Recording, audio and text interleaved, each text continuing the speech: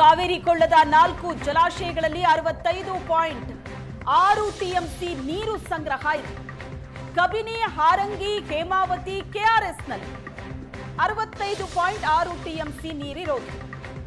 ಮುಂದಿನ 15 ದಿನದಲ್ಲಿ 15.6 ಟಿಎಂಸಿ ನೀರನ್ನ ಹರಿಸಬೇಕು ಅಂತ ಸಿಡಬ್ಲ್ಯೂಆರ್ಸಿ ಆದೇಶ ಕೊಟ್ಟಿದೆ. ತಮಿಳುನಾಡಿಗೆ ಇಷ್ಟು ಪ್ರಮಾಣದ ನೀರು ಹರಿಸಬೇಕು ಅಂತ 15.6 ಟಿಎಂಸಿ ನೀರು ಬಿಡಬೇಕು ಅಂದ್ರೆ ಕಬಿನಿ, ಕೆಆರ್ಎಸ್ ನಿಂದ 18-20 ಟಿಎಂಸಿ ಹರಿಸಬೇಕು.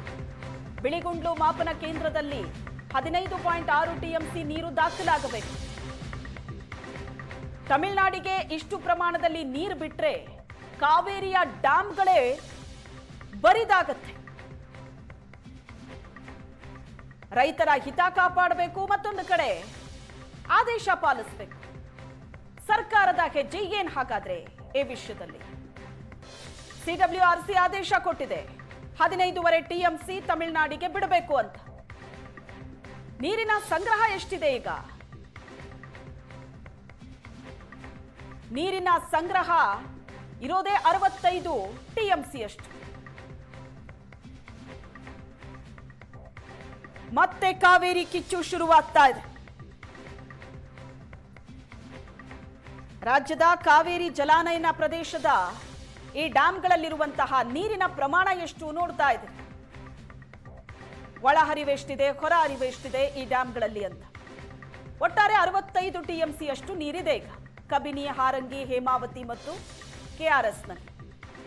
ಮುಂದಿನ 15 ದಿನದಲ್ಲಿ 15.6 ಟಿಎಂಸಿ ನೀರು ತಮಿಳುನಾಡಿಗೆ ಬಿಡಬೇಕು ಅನ್ನೋದು ಈಗ ಆದೇಶ ಹೊರಬಿದ್ದಿರೋದು. ತಮಿಳುನಾಡಲ್ಲಿ ಮುಂದಿನ ತಿಂಗಳಿಂದ ಮಳೆ ಶುರುವಾಗುತ್ತೆ. ಆದರೆ ನಮ್ಮಲ್ಲಿ ಮುಂಗಾರು ಮಳೆ ಈಗಾಗಲೇ ಕೈ ಕೊಟ್ಟಿದೆ. ಅದೃಷ್ಟಕ್ಕೆ ಮಧ್ಯದಲ್ಲಿ ಬಂದಂತಹ ಮಳೆಯಿಂದ ಕಾವೇರಿ ಜಲಾನಯನ ಪ್ರದೇಶದ ಈ ಡ್ಯಾಂಗಳಲ್ಲಿ ನೀರು ಭರ್ತಿಯಾಯಿತು. ಇಲ್ಲ ಅಂದಿದ್ರೆ ಪರಿಸ್ಥಿತಿ ಬಹಳ ಕಷ್ಟ ಇರ್ತಾ ಇತ್ತು. ಈಗ ಆಗಸ್ಟ್ ತಿಂಗಳಲ್ಲಿ ಮತ್ತೆ ಭರ್ಪೂರ್ ಮಳೆ ಆಗತ್ತಾ? ನಿರೀಕ್ಷೆ ಮಾಡೋದಕ್ಕಾಗಲ್ಲ. ಬಂದ್ರೆ ಬಂತು, ಇಲ್ಲ ಅಂದ್ರೆ ಇಲ್ಲ. ಆದರೆ ತಮಿಳುನಾಡಿಗೆ ಆಪ್ಷನ್ ಇದೆ. ಮುಂದಿನ ತಿಂಗಳಲ್ಲಿ ಭರ್ಪೂರ್ ಮಳೆ ಸುರಿಯತ್ತೆ. ಇಷ್ಟು ಪ್ರಮಾಣದ ನೀರು ತಮಿಳುನಾಡಿಗೆ ಬೇಕಾ? ಇದನ್ನ ಮನವರಿಕೆ ಮಾಡಿಕೊಡ್ತೀವಿ ಅಂತ ಕರ್ನಾಟಕ ಹೇಳ್ತಾ ಇರೋದು.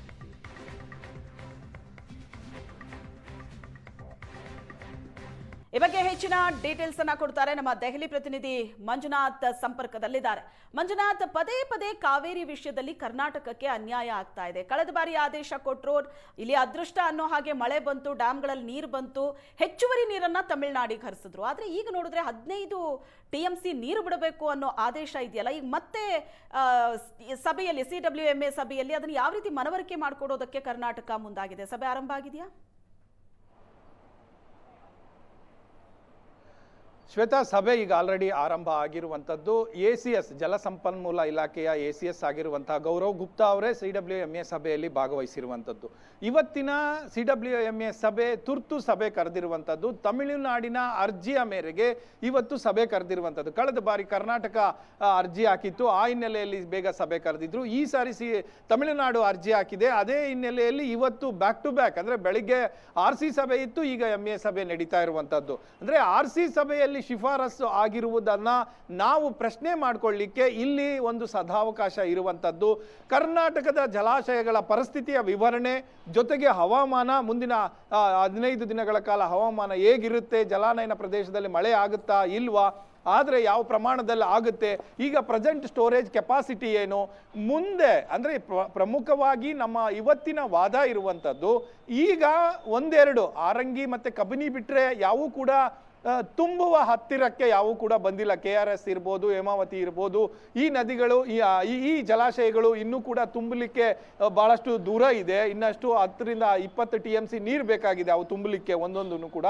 ಸೊ ಈ ಪರಿಸ್ಥಿತಿಯನ್ನು ಮನವರಿಕೆ ಮಾಡಿಕೊಡೋದು ಭವಿಷ್ಯದ ದೃಷ್ಟಿಯಿಂದ ನೀವು ತೆಗೆದುಕೊಂಡಿರುವಂತಹ ಈ ಶಿಫಾರಸು ಅಥವಾ ನಿಯಮ ಆದೇಶ ನಮಗೆ ಕರ್ನಾಟಕಕ್ಕೆ ಅನ್ಯಾಯ ಆಗುತ್ತೆ ಅನ್ನುವಂಥದ್ದನ್ನ ಸ್ಪಷ್ಟವಾಗಿ ವಿವರಣೆ ಕೊಡಲಿದ್ದಾರೆ ಎಸಿಎಸ್ ಗೌರವ್ ಗುಪ್ತಾ ಅವರು. ಜೊತೆಗೆ ಕರ್ನಾಟಕಕ್ಕೆ ಈಗ ಎಲ್ಲವೂ ಕೂಡ ಮುಂಗಾರು ಮಳೆ ಮುಗಿತಾ ಇದೆ. ಆದರೂ ಕೂಡ ಆರಂಭ ಕರೆಕ್ಟಾಗಿ ಬರಬೇಕಾದಂಥ ಮುಂಗಾರು ಮಳೆ ಕೂಡ ಈ ಸಾರಿ ಕೈ ಕೊಟ್ಟಿದ್ದೇ ಇಷ್ಟೆಲ್ಲ ಒಂದು ರೀತಿಯ ರಾದ್ಧಾಂತಕ್ಕೆ ಕಾರಣ ಆಗಿದ್ದು. ಸೊ ಈಗ ಮುಂದೆ ತಮಿಳುನಾಡಿಗೆ ಹಿಂಗಾರಿನ ಮಳೆ ಇದೆ.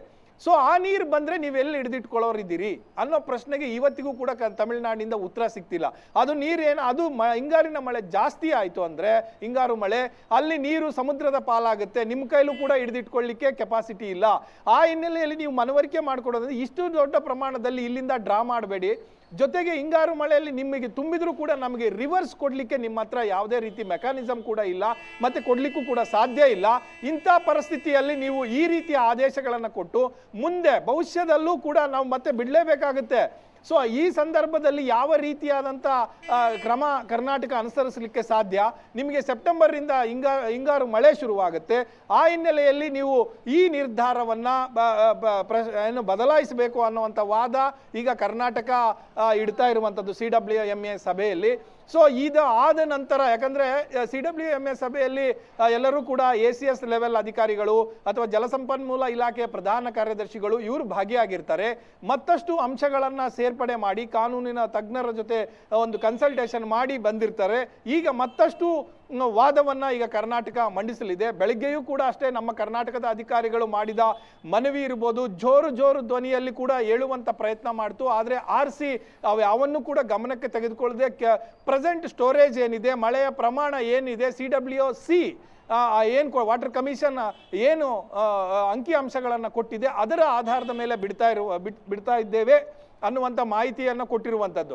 ಅದನ್ನು ಹೊರತಾಗಿ ನೀವು ವಾಸ್ತವ ಸ್ಥಿತಿಯ ಜೊತೆಗೆ ಮುಂದಿನ ಸ್ಥಿತಿಯನ್ನು ಕೂಡ, ಭವಿಷ್ಯದ ಸ್ಥಿತಿಯನ್ನು ಕೂಡ ನೀವು ನೋಡಬೇಕು ಅನ್ನುವಂಥದ್ದು ಕರ್ನಾಟಕದ ವಾದ. ಸೊ ಆ ವಾದ ಈಗ ಮಂಡಿಸ್ತಾ ಇದ್ದಾರೆ. ACS ಅವರು ಸಭೆ ಆರಂಭ ಆಗಿದೆ. ನೋಡೋಣ ಒಂದು ತಾಸಿನ ಅವಧಿಯಲ್ಲಿ ಸಭೆ ಮುಗಿದ ಬಳಿಕ ನಿರ್ಧಾರದಲ್ಲಿ ಏನಾದರೂ ಬದಲಾವಣೆಗಳು ಇದೆಯಾ ಅನ್ನುವಂಥದ್ದನ್ನ ಕಾದು ನೋಡಬೇಕಾಗುತ್ತೆ. Shweta, thank you Manjunath.